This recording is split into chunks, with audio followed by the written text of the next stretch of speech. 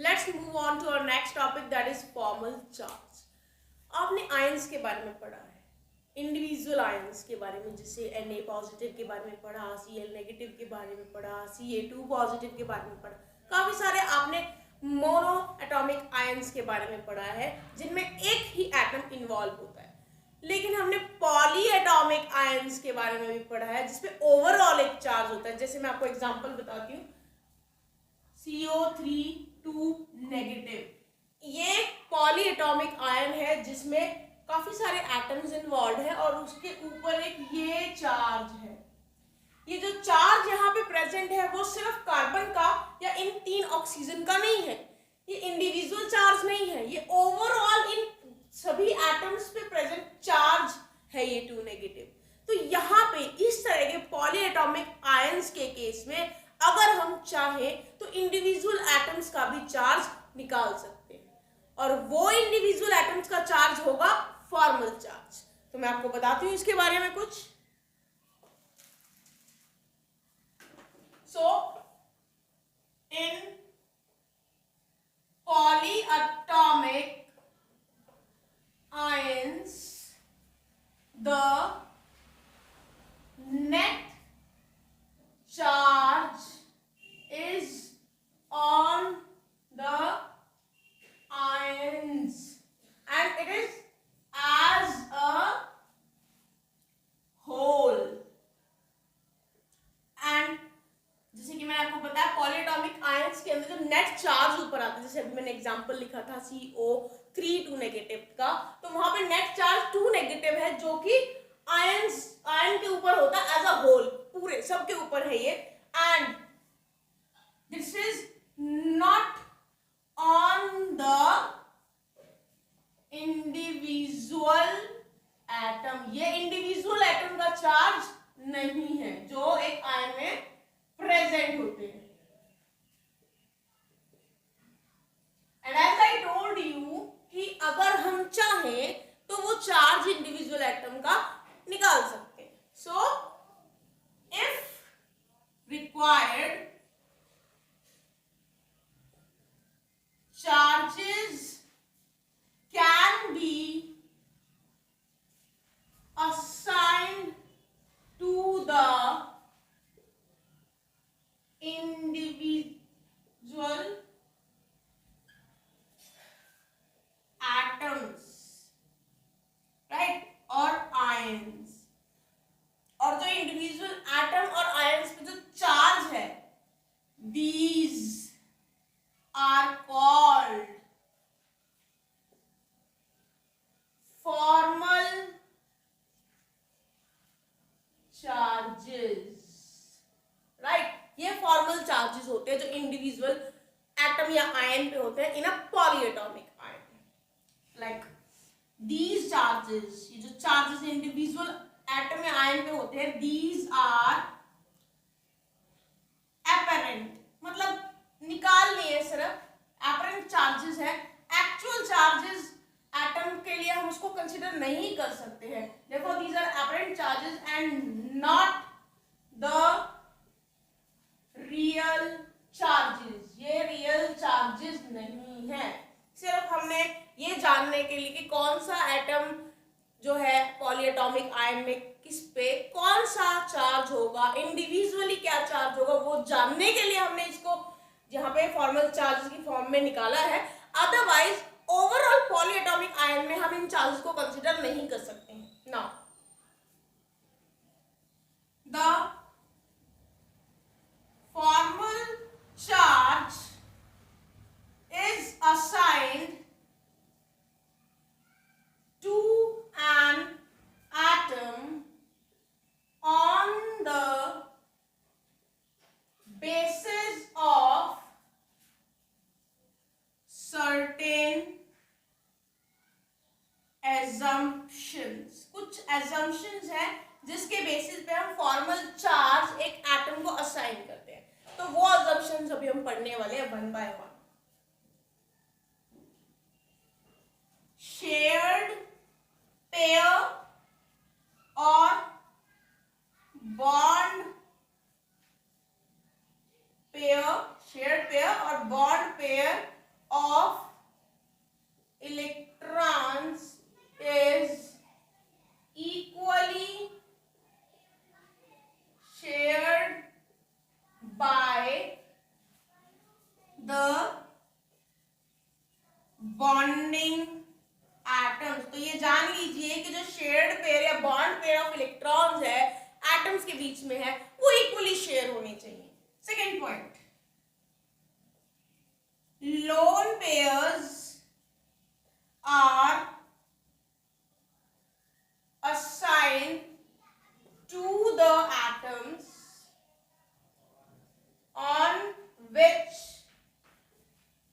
they are located। और lone pair जिस atom में प्रेजेंट है तो उसी के लिए हम उसको कंसिडर करेंगे, उसी के लिए हम उसको काउंट करेंगे।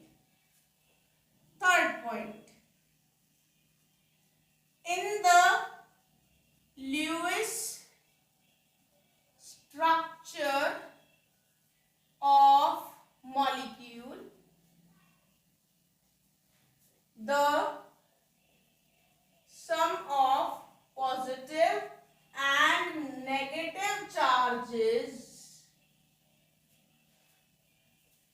on the atom are 0, and in the ions is equal to the charge on the ion।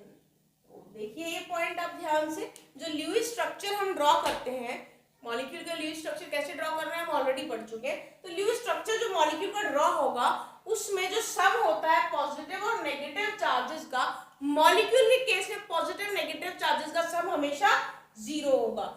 लेकिन अगर हम आयंस की बात करें तो वो किसके इक्वल होगा, जो आयन पे चार्ज है उसके इक्वल होगा। That is equal to the charge on the ion. जैसे कि मैंने आपको एग्जांपल दिया था, पहले भी दिया था, ये वाला। तो ये एक पॉली एटॉमिक आयन है, इसमें जो चार्ज है आयन के वो है ये जो यहाँ पे गिवन है इधर। और अगर मैं NaCl की बात करूँ, ये मॉलिक्यूल है, इस पे ये पॉजिटिवली चार्ज है, ये नेगेटिवली चार्ज है। तो मॉलिक्यूल के केस में number of positive charges are equal to number of negative charges, so overall the charge is 0। अब इसके बाद हम देखेंगे कि फॉर्मल चार्ज को कैलकुलेट कैसे करना है, क्या फॉर्मूला है। अब हम करने वाले formula of formal charge, that is formal charge is equal to number of valence electrons in an atom minus number of unshared electrons in an atom minus half of number of shared electrons in an atom। यहाँ पे atom की ही बात होगी क्योंकि यहाँ पे formal charge जो होता है वो एक पॉली एटॉमिक आयन में प्रेजेंट एटम्स के लिए निकाला जाता है। सो इसको हम एग्जांपल के साथ समझेंगे। लेट्स सी, सबसे पहले हम एग्जांपल यहाँ पे ले रहे हैं NH4 पॉजिटिव आयन। अगर मैं इस NH4 पॉजिटिव आयन का स्ट्रक्चर बनाऊं तो कुछ ऐसा मिलेगा।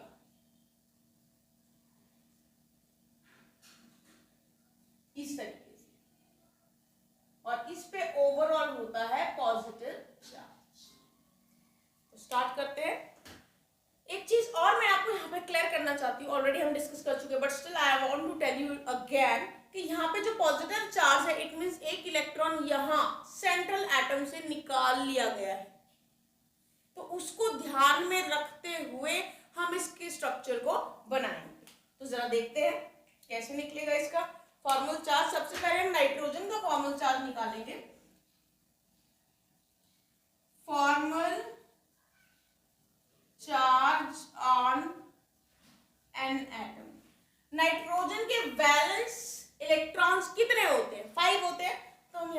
लिखेंगे minus number of unshared electrons in an atom.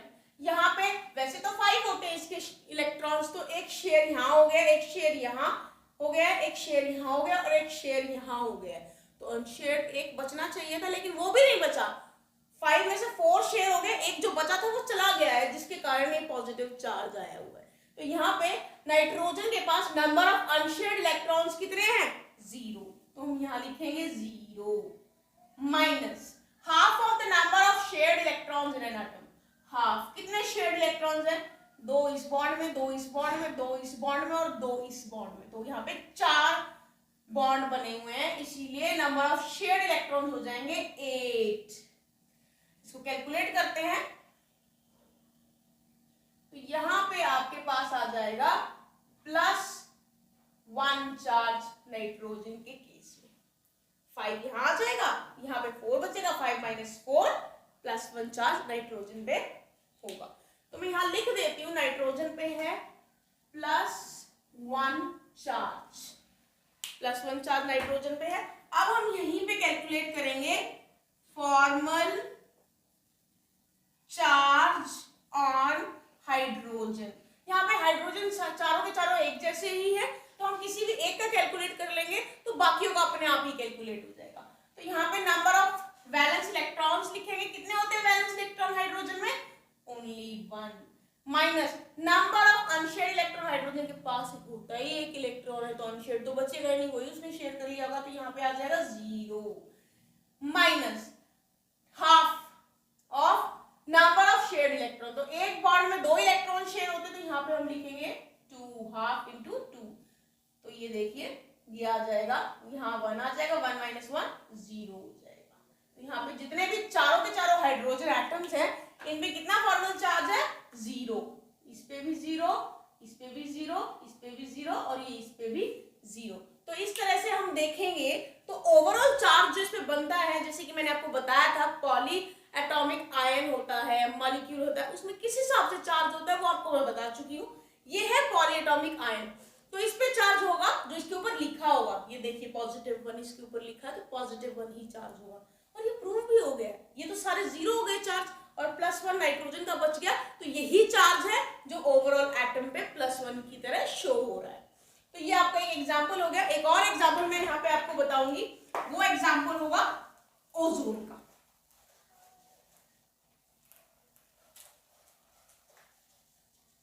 ये फॉर्मल चार्जेस जानने के लिए आपको ये इंफॉर्मेशन जरूर होनी चाहिए कि इसका ल्यूइस स्ट्रक्चर कैसे बनेगा। तो अब हम एग्जाम्पल करेंगे ओजोन। तो ओजोन का एग्जाम्पल करेंगे तो स्ट्रक्चर पहले पता होना चाहिए ओजोन का क्या होना होगा। तो स्ट्रक्चर बनाते हैं पहले ओजोन का। स्ट्रक्चर कैसे बनाने हैं हम ऑलरेडी डिस्कस कर चुके हैं।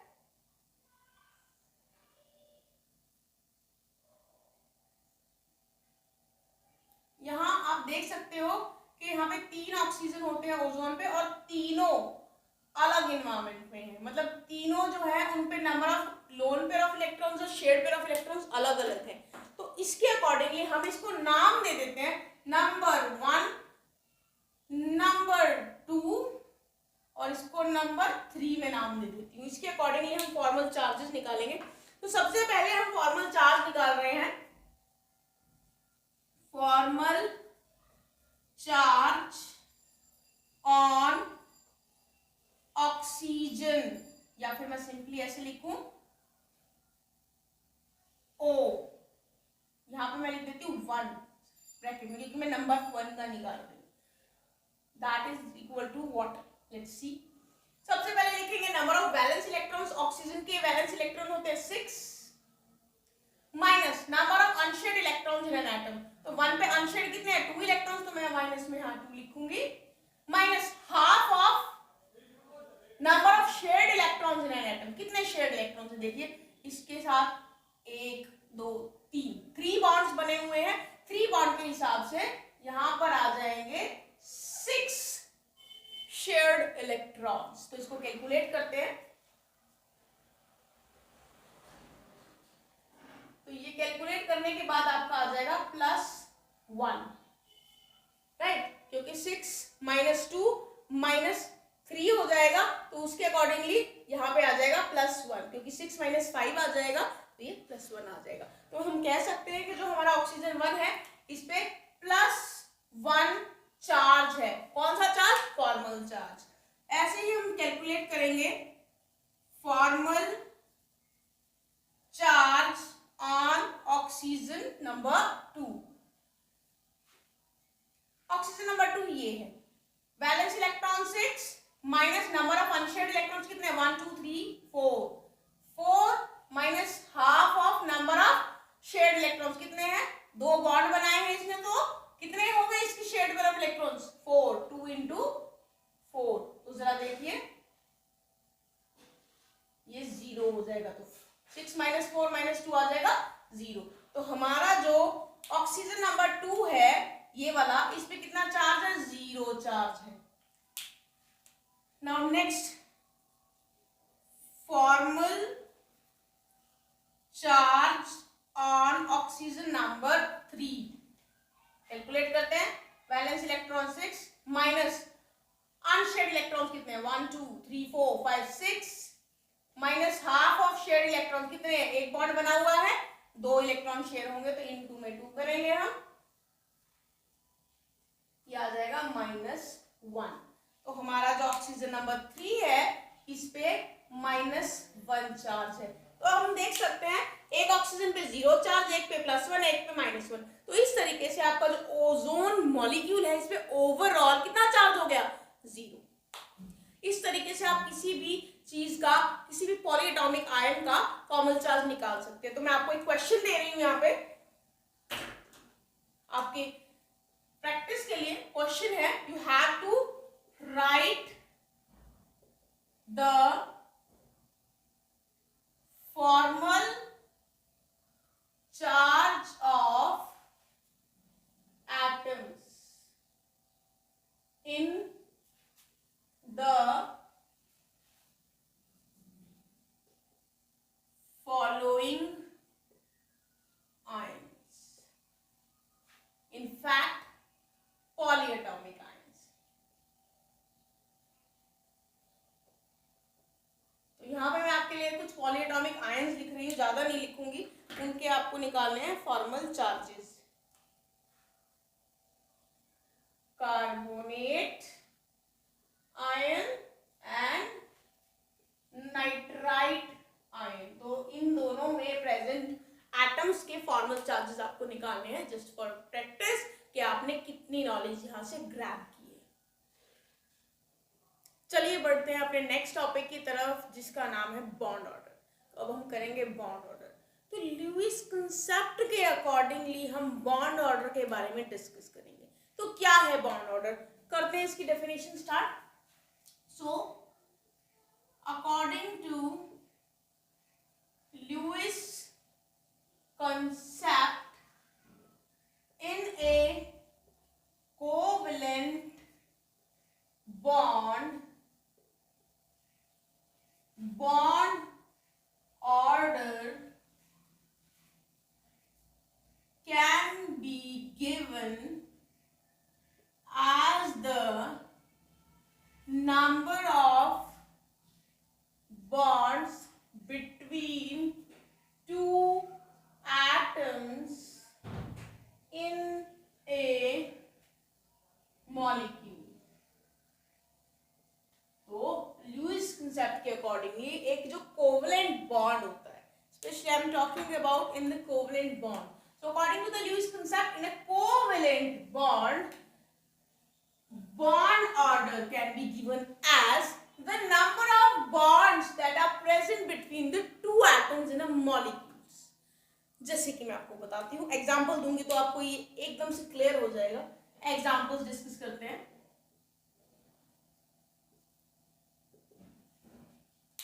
मेरे पास यहाँ पे है हाइड्रोजन, जिसको मैं रिप्रेजेंट करती हूँ H सिंगल बॉन्ड H। मेरे पास यहाँ पे है नाइट्रोजन, जिसको मैं रिप्रेजेंट करती हूँ N ट्रिपल बॉन्ड NC। एक है ऑक्सीजन, जिसको रिप्रेजेंट करते हैं O डबल बॉन्ड OC। तो जो बॉन्ड ऑर्डर है according to Lewis concept, bond order कहता है कि कोवेलेंट बॉन्ड में बॉन्ड ऑर्डर हम बता सकते हैं नंबर ऑफ बॉन्ड्स गिन के।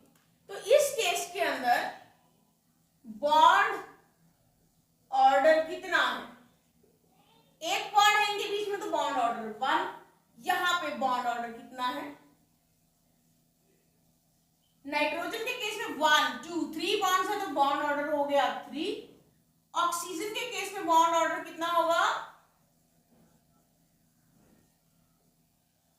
2 होगा, क्योंकि यहाँ पे 2 बॉन्ड प्रेजेंट है। तो ये हो गया आपका बॉन्ड ऑर्डर। तो आई थिंक काफी इजी रहा। इसके बारे में कुछ और पॉइंट्स डिस्कस करते हैं। आइसो इलेक्ट्रॉनिक स्पीसीज, जो आइसो इलेक्ट्रॉनिक स्पीसीज होते हैं, मतलब कि मॉलिक्यूल्स और आयंस की मैं बात कर रही हूं, दे हैव आइडेंटिकल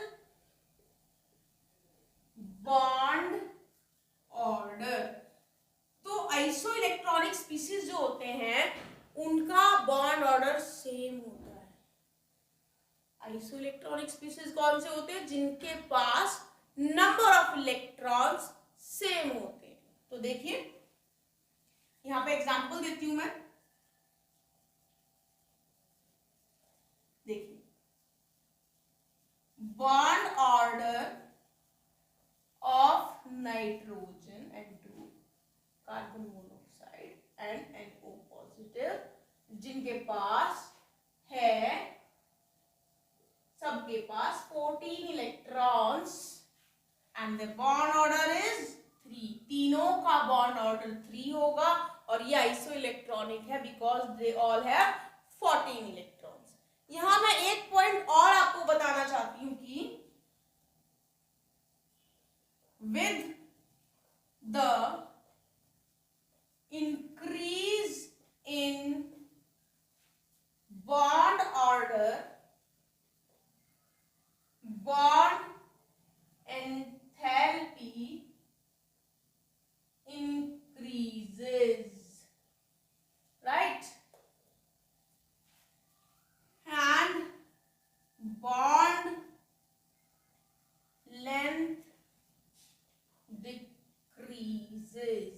मतलब जैसे जैसे बॉन्ड ऑर्डर बढ़ेगा, बॉन्ड ऑर्डर के इंक्रीज होने से बॉन्ड एंथैल्पी बढ़ेगी और बॉन्ड लेंथ डिक्रीज हो जाएगी।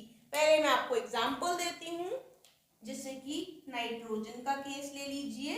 इसमें बॉन्ड ऑर्डर होता है 3 और इसकी बॉन्ड एंथैल्पी कितनी होती है? बॉन्ड एंथैल्पी इस केस के अंदर होती है 945 किलो जूल पर मोल। फिर है हमारे पास ऑक्सीजन, जिसका बॉन्ड ऑर्डर है 2 और उसकी ये बॉन्ड एंथैल्पी है कितनी? 498 किलो जूल पर मोल। फिर हमारे पास है फ्लोरीन F2, जिसका बॉन्ड ऑर्डर है 1 और उसकी बॉन्ड एंथैल्पी है 158 किलो जूल पर मोल। तो अब इसको हम डिस्कस करते हैं। एग्जांपल्स हमारे सामने हैं। जैसे कि मैंने आपको बताया, बॉन्ड ऑर्डर बढ़ने से बॉन्ड एंथैल्पी बढ़ जाती है। तो आप देख लीजिए, यहाँ पर ट्रिपल बॉन्ड है 945 बॉन्ड एंथैल्पी, यहाँ डबल बॉन्ड है 498 बॉन्ड एंथैल्पी, वहां पर आपका सिंगल बॉन्ड है 158 एंथैल्पी। तो आप देख सकते हो, अब ये तो नॉर्मली भी आप सोच सकते हो, एक बॉन्ड को तोड़ने में एनर्जी कम लगती है, अगर वो बॉन्ड 2 हो जाएंगे तो एनर्जी ज्यादा लगेगी, बॉन्ड 3 हो जाएंगे तो एनर्जी और भी ज्यादा लगेगी। तो यही यहाँ पे बताया गया है। फिर बात करते हैं बॉन्ड लेंथ की।